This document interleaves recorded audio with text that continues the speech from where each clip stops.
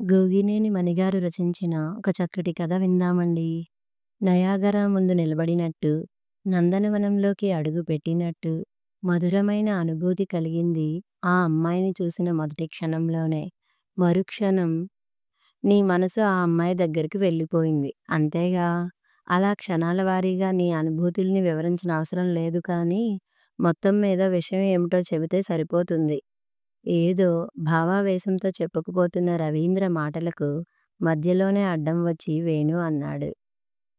ఏదో నా ఆలోచనల్ని అందంగా చెప్పాలని ప్రయత్నిస్తూంటే నీకు వినే ఓపిక కూడా లేదా?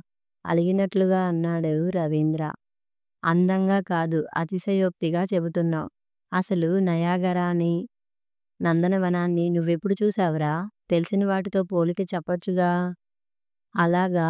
ఇందాక భోజనాల దగ్గర అమ్మతో గుత్తి వంకాయ కూర అమృతంలా ఉంది ఆంటీ అన్నావుగా. మరి అమృతం రుచి నీకెలా తెలుసు?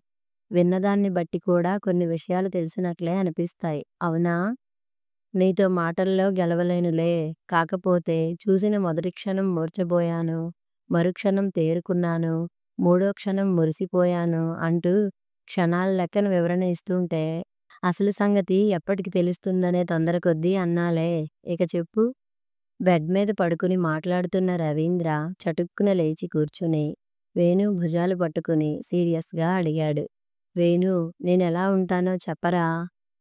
అదేం ప్రశ్న? నువ్వు అచ్చం నీలాగే ఉంటావు. సందేహం దేనికి? ఇతరులకి నేనెలా కనిపిస్తాను అని నా ప్రశ్న.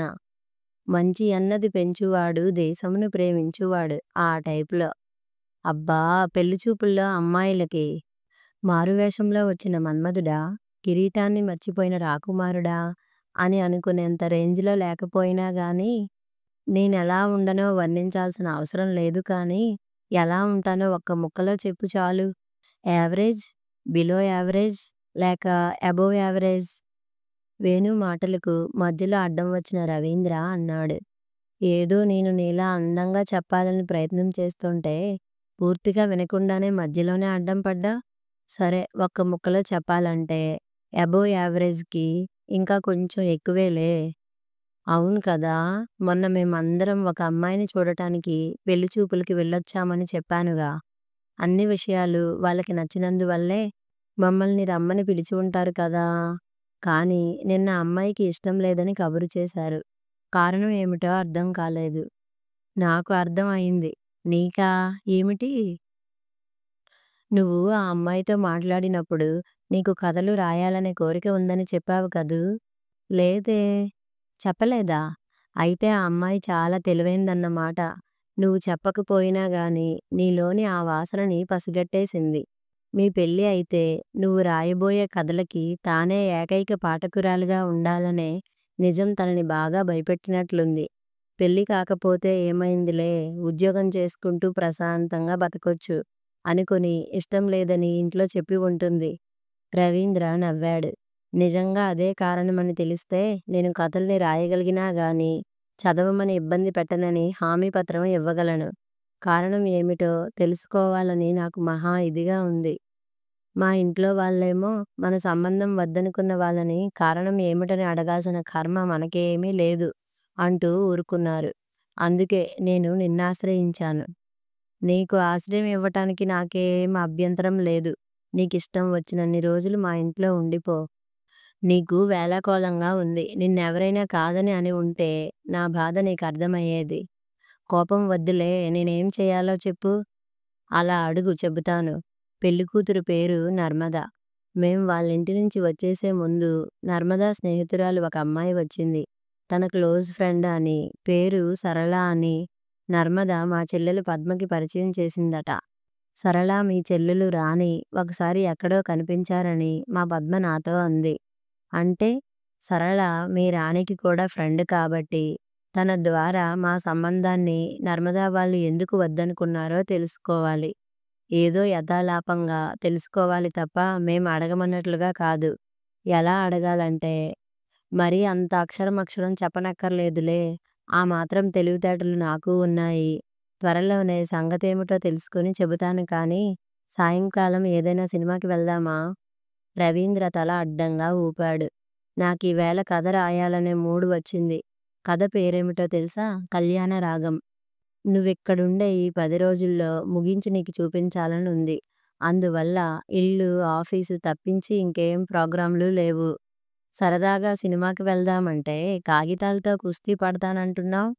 ఏం చేస్తాం సరే కానీ. ఎవరి పిచ్చి వారికి ఆనందం అన్నారుగా మరి. నవ్వుకుంటూ వేణు వెళ్ళిపోయాడు. హమ్మయ్య! సగం పని పూర్తయినట్లే తేలికగా నిట్టూర్చాడు రవీంద్ర. ఇంజనీరింగ్ కాలేజీలో చదువుకునేటప్పుడు రవీంద్ర, వేణు స్నేహితులయ్యారు. చదువు పూర్తయ్యాక రవీంద్రకి సొంత ఊరు విజయవాడలో ఉద్యోగం వస్తే వేణుకి హైదరాబాద్లో వచ్చింది. వేణు తండ్రికి 6 నెలల క్రితం విజయవాడకి ట్రాన్స్ఫర్ అయింది. అందువల్ల వేణు సెలవుపై ఇంటికి వచ్చినప్పుడల్లా స్నేహితులిద్దరూ కలుసుకునే అవకాశం కలుగుతోంది. ఈసారి వేణు సంక్రాంతికి ఇంటి దగ్గరుండేట్లుగా 15 రోజులు సెలవుపై వచ్చాడు. తనని కలుసుకోవటానికని వచ్చిన వేణుకి రవీంద్ర తన పెళ్లిచూపుల తతంగం వివరించి అది విఫలమైన కారణాన్ని కనుక్కోమని అర్థించాడు. ఆ బాధ్యతని వేణు ఆనందంగా స్వీకరించాడు. 10 రోజుల తర్వాత ఇంటికి వచ్చిన వేణుకి ఎదురెళ్ళి, ఏంట్రా ఇన్నాళ్ళు కనిపించకుండా పోయావ్? సంగతేమిటో తెలిసిందా? అని ఆతృతగా ప్రశ్నించాడు రవీంద్ర.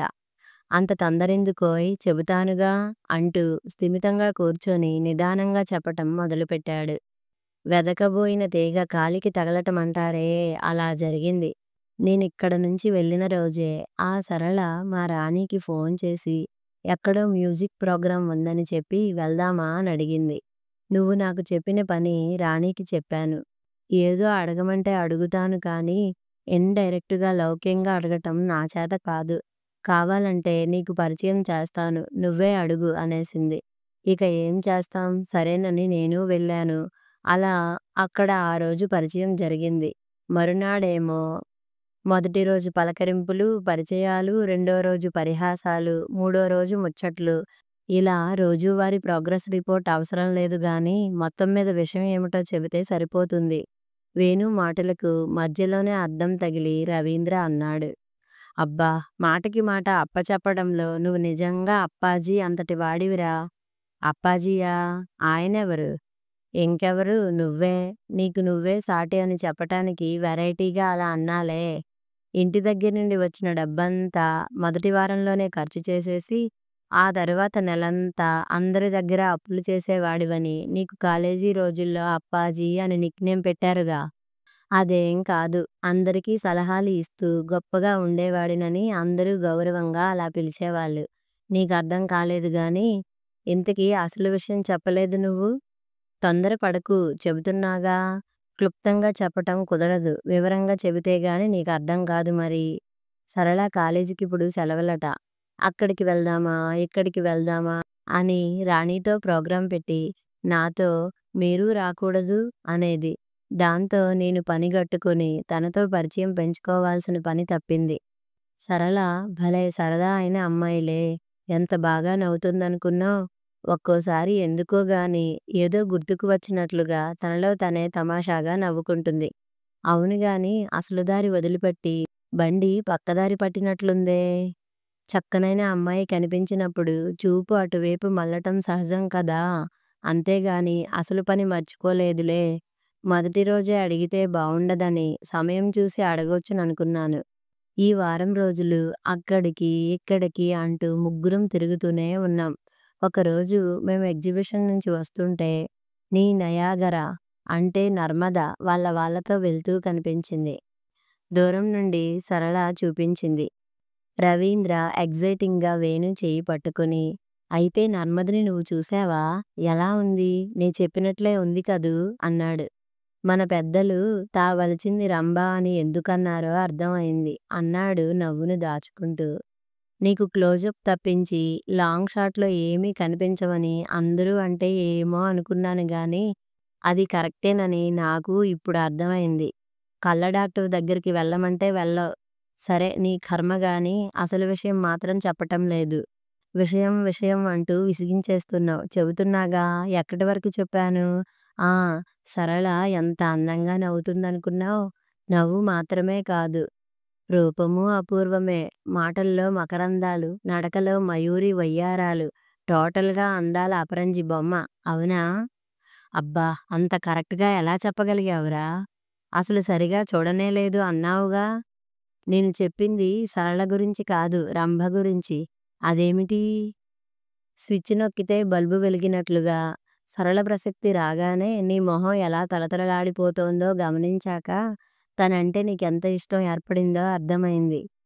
వలచింది రంభ అన్నారుగా పెద్దలు. అందుకే నేను రంభని వర్ణిస్తే ఆ వర్ణన సరళకి సరిగ్గా సరిపోయిందన్నావు. ఇకనైనా అసలు విషయంలోకి వస్తే సంతోషిస్తా. వేణు నవ్వి, కారణం ఏమిటంటే స్పందన అన్నాడు. రవీంద్ర ఆశ్చర్యంగా, స్పందన? ఆ క్యారెక్టర్ ఎవరు? అన్నాడు. ఆ మధ్య అమ్మ వాళ్ళతో కలిసి నేను ఒకసారి పెళ్లి చూపులకి వెళ్ళాను, గుర్తుందా? వేణు అడిగాడు. రవీంద్ర కొంచెం అసహనంగా, ఆ చరిత్ర ఇప్పుడు అంత అవసరమా? అన్నాడు. సందర్భం ఉంది కాబట్టే అడిగాను. లేకపోతే అదేం మధురస్మృతి కాదుగా. కారణం లేకపోయినా గాని మళ్ళీ మళ్ళీ నెమరు వేసుకోవటానికి. గుర్తు లేకపోవటమేముంది? మీ ఇంట్లో వాళ్ళు అమ్మాయి బాగానే ఉందన్నారు. నువ్వేమో ఆ అమ్మాయిని చూస్తుంటే మనసులో ఎటువంటి స్పందన కలగలేదు, నిర్వికారంగా అనిపించింది అని చెప్పి ఆ సంబంధం క్యాన్సిల్ చేయించావు. అంతేగా? ఇంకొక సంబంధం చూసి నువ్వు మళ్ళీ వచ్చినప్పుడు పెళ్లి చూపులకి వెళ్ళాలని మీ ఇంట్లో వాళ్ళు అంటే నాకు నచ్చిన అమ్మాయి తటస్థపడినప్పుడు ప్రేమించి పెళ్లి చేసుకుంటా గాని ఎక్కడికి ఇక పెళ్లి చూపులకి రాను అని మొండికేశావు. నీ ధోరణికి ఆంటీ వాళ్ళు బాధపడ్డారు. అప్పుడు నేను ఎవరితోనైనా ప్రేమలో పడితే పెళ్లి చేసుకోవాలని అనుకోవటం బాగానే ఉంటుంది కానీ, ఎవరిని ప్రేమించాలా అని ఎదురు చూస్తూ పెద్దవాళ్ళు తెచ్చిన మంచి సంబంధాలను కాదనుకోవటం సమంజసం కాదు అంటూ నీకు క్లాస్ తీసుకున్నాను కూడా. అవునా? అబ్బా! పూసగుచ్చినట్లుగా చెప్పేశావు కదరా! నీ జ్ఞాపక శక్తికి నా జోహార్లు. ఇక్కడ సరిగ్గా అలాంటి సందర్భమే వచ్చింది. ఆశ్చర్యకరమైన విషయం ఏమిటంటే, సరళ ఆలోచనలు నావి సరిగ్గా ఒకే రకమైనవి. సరళా నువ్వు సరళ నామస్మరణ ఆపేసి అసలు విషయం ఎందుకురా అంత అసహనం? సరళే ఇక్కడ అసలు కథానాయకురాలు మరి. మీరు నర్మదా వాళ్ళింటి నుంచి వచ్చేశాక సరళ నర్మదని పెళ్ళికొడుకుని చూసినప్పుడు నీకేమనిపించింది? అని అడిగిందట. బాగానే ఉన్నాడని అనుకున్నానని నర్మద జవాబు చెప్పింది. మనసులో ఎటువంటి స్పందన కలగలేదా? అని అడిగితే లేదని జవాబు చెప్పిందట. అప్పుడు ఈ సరళగారు నర్మదకి గీతాబోధ చేసిందట. సరిజోడి అయిన వ్యక్తితో పెళ్లి జరిగితేనే కాపురం అచ్చట్లు ముచ్చట్లతో సరదాగా సాగుతుంది. అలా కాకుండా మనిషి బాగానే ఉన్నాడని చేసేసుకుంటే ఆ సంసారం చప్పగా యాంత్రికంగా ఉంటుంది. అందుకని సరిజోడి అయిన వ్యక్తి తటస్థపడే వరకు ఎదురుచూడాలి కానీ తొందరపడకూడదు. ఎవరిని చూడగానే మన గుండె గడియారం అలారం మోగిస్తోందో, మనసులో తీయని అలజడి రేగుతుందో ఆ వ్యక్తినే మనం తెలివిగా ఎన్నుకోవాలి. లేకపోతే ఎక్కాల్సిన రైలు కాకుండా ముందు వచ్చిన రైలుని తొందరపడి ఎక్కినట్లుగా ఉంటుంది మన పరిస్థితి అని విపులంగా విశదీకరించి చెప్పగానే నర్మదికి జ్ఞానోదయం కలిగి గుండె గడియారం అలారం కొట్టే వరకు వేచి ఉండాలని నిర్ణయించుకుందట. అందుకే ఇంట్లో ఇష్టం లేదని చెప్పిందన్నమాట. అది సంగతి. రవీంద్ర భారంగా నిట్టూర్చాడు. నన్ను చూసినప్పుడు ఆ అమ్మాయి మనసు కల్లోల సాగరమైపోకుండా ప్రశాంతంగా ఉండిపోవటమే ఈ పెళ్లి కుదరకపోవటానికి కారణమన్నమాట. ఏం చేస్తాం, నా బ్యాడ్ లక్. అంత నిరుత్సాహపడకు, ఇంకా ఉంది విను. సరళ ఇదంతా చెప్పగానే నాకు చిర్రెత్తుకొచ్చింది. నిజానికి ఒకప్పుడు నేను ఇలాగే మాట్లాడాననుకో. ఇప్పుడు నీ విషయంలో ఇలా జరిగేసరికి అప్పుడు నేనెంత అసమంజసంగా ప్రవర్తించానో అర్థమైంది. అందుకే అప్పుడు నాకు నువ్వు తీసుకున్న క్లాసునే సరళ దగ్గర రిపీట్ చేశాను. ఏదైనా గమ్యం ఉన్నప్పుడు అక్కడికి వెళ్ళే రైలు కోసం నిరీక్షిస్తూ ప్లాట్‌ఫామ్ మీద నిలబడటం బాగానే ఉంటుంది. అంతేగాని ఏ రైలు ఎక్కాలో తెలియకుండా ప్లాట్‌ఫామ్ మీద రైలు కోసం ఎదురుచూడటం ఎంత తెలివి తక్కువ పనో. నీ స్నేహితురాలికి నువ్వు ఇచ్చిన సలహా కూడా అలాంటిదే అంటూ సరళ బ్రెయిన్ వాష్ చేశాను. దాంతో ఆ సరళ తను చేసిన తెలివి తక్కువ పనికి లెంపలు వేసుకుంది. నేను నీ క్వాలిఫికేషన్స్ గురించి, గుణగణాల్ని వివరించి చెప్పేసరికి మరింత బాధపడి తను చేసిన తప్పును తనే సరిదిద్దుతానని ఈరోజే వాళ్ళింటికి పరుగెత్తింది. అర్థమైందిగా? మూడొంతులు ఆ అమ్మాయితోనే నీ పెళ్లి నిశ్చయమవుతుంది. నిశ్చింతగా ఉండు. వేణు చెప్పటం పూర్తి కాగానే రవీంద్ర మొహం ఇంత చేసుకుని, నిజమా? అలా జరుగుతుందా? అని ఆనందంగా అడిగాడు. తప్పకుండా జరుగుతుంది. రేపో ఎల్లుండో అదీ చెబుతానుగా అంటూ వేణు వెళ్ళిపోయాడు. రెండు చేతులూ పైకెత్తి పిడికిళ్ళు బిగించి సాధించానుగా అంటూ ఆనందంతో అరిచాడు రవీంద్ర. 2 రోజుల్లోనే వేణు రవీంద్రకి ఫోన్ చేశాడు. హలో రవి, ఏం చేస్తున్నావురా? చేసేదేముంది? నువ్వా మాట చెప్పి వెళ్ళిన దగ్గర్నుండి నా ఆలోచనలన్నీ నర్మదా వైపే ప్రవహిస్తున్నాయి. మేమిద్దరం చేయి చేయి పట్టుకుని కోనసీమ కొబ్బరి తోటల మధ్య షికారు చేస్తున్నట్టు, గోదావరి ఒడ్డున నిలబడి గంటల తరబడి కబుర్లు చెప్పుకుంటున్నట్టు ఒకటే కలలు. తనువంతా తీయని పులకింతల అలలు. అవునా? రవీంద్ర మాటలను అందుకుని వేణు పూర్తి చేశాడు. సింగినాదం కాదు, సింగరేణి బొగ్గు గనుల మధ్య బొమ్మలాటలు ఆడుకుంటున్నట్లుగా లేదు. ఇలా ఈ టైపులో వేళాకోళంగా ఏదో అంటావని నేననుకుంటూ ఉంటే, నువ్వేమో నా మాటల్ని అందుకుని అందంగా అల్లుకుపోయావ్. ఏదో ఉన్నట్లుగా ఉంది. ఏమిటి సంగతి? ప్రస్తుతం మనిద్దరిదీ ఒకటే పరిస్థితి మరి. అందుకే మాటలు అలా కలిశాయి. సరే, అదంతా వేరే కథ కాబట్టి తరువాత చెబుతాలే. సరళ చెప్పినట్లే చేసింది. నర్మద వాళ్ళ పెద్దవాళ్ళు ఈవేళో రేపో మీ ఇంటికి వచ్చి పొరపాటు జరిగిందని ఒప్పుకొని ముహూర్తాలు పెట్టుకుందామని అడుగుతారట. బెట్టు చేయకుండా ఒప్పుకోండి. థాంక్స్ రా, నా కోసం చాలా శ్రమ తీసుకున్నావ్ ఆనందంతో అరిచినట్లుగా అన్నాడు రవీంద్ర. నిజమే, చాలా శ్రమపడ్డాను. సరళతో పరిచయాన్ని స్నేహంగా మలచుకుని చనువుని పెంచుకున్నాను. ఏదో జనరల్ టాపిక్ మాట్లాడుకున్నట్లుగా సంభాషణను పెళ్లిచూపుల సబ్జెక్ట్ దగ్గరకు లాక్కెళ్ళి, ఆ తరువాత తనే నర్మద గురించి చెప్పేట్లుగా దారి మళ్ళించి, అప్పుడు నీ గురించి గొప్పగా చెప్పి, చూశావా ఎంత ప్లాన్డ్‌గా చేసుకువచ్చానో? అందుకే వట్టి మాటలు కాకుండా గ్రాండ్‌గా 5 స్టార్ హోటల్లో పార్టీ ఇవ్వాలి. రేపు ముహూర్తాలు పెట్టుకోగానే. తప్పకుండా. కానీ స్టార్ హోటల్ వద్దులే, బిల్లు చూసి భయపడతావ్. బిల్లు చూశాక పార్టీ ఆనందం అంతా ఆవిరైపోతుందని నేనంటూ ఉంటాననేగా స్టార్ హోటల్ వద్దంటున్నావ్. ఖర్చు నీదైతే నాకెందుకు భయం? బాగా ఎంజాయ్ చేస్తా. రెడీగా ఉండు అంటూ వేణు ఫోన్ పెట్టేశాడు. సక్సెస్, గ్రాండ్ సక్సెస్ అంటూ 2 అడుగులు గాల్లోకి ఎగిరాడు రవీంద్ర. మరునాడు సాయంకాలం రవీంద్ర దగ్గరకు వచ్చిన వేణు, నిన్న సాయంకాలం మీ పెళ్ళికి ముహూర్తాలు పెట్టారంటగా సరళ చెప్పింది. పార్టీ ఇస్తానని ప్రామిస్ చేశావుగా, పద వెళ్దాం. సరళ వాళ్ళని కూడా రమ్మని పిలవనా? అంటూ హడావిడి చేశాడు.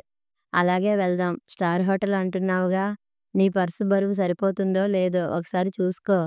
అవును, సరళతో నీ పెళ్లి ఫిక్స్ అయిందటగా. నేను చెబుతానని అంటే అమ్మ వినకుండా నీకు ఫోన్ చేసి చెప్పేసిందన్నమాట. సరళను చూపించి నాకు నచ్చిందని చెప్పగానే అమ్మ వాళ్ళు వెంటనే ఒప్పుకున్నారు.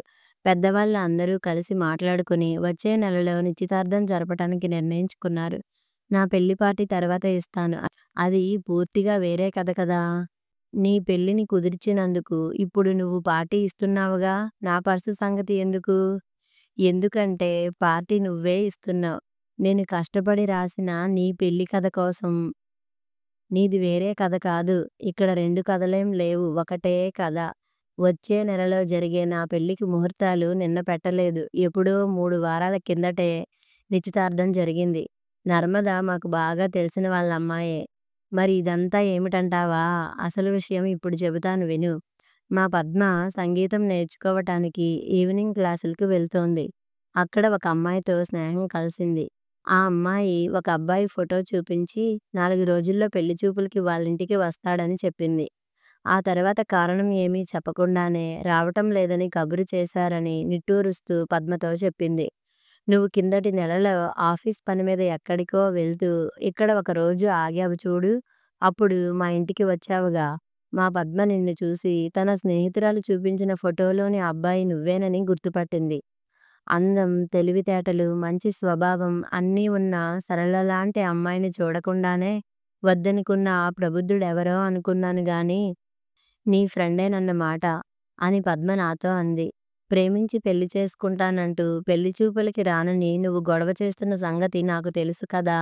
అప్పుడు నా మనసులోకి ఒక ఆలోచన వచ్చింది. ఆ కథని వెంటనే ఆంటీకి చెప్పి ఓకే చేయించుకున్నాను.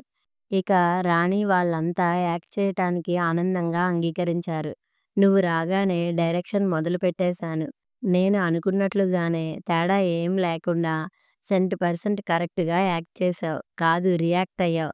ఎందుకంటే ఇది నీ కోరిక ప్రకారం పెళ్లి చూపుల సీను లేకుండా పరిచయం, స్నేహం, ప్రేమ, పెళ్లి ఈ వరుస క్రమంలో నడిచిన కథ కదా కళ్యాణ రాగం.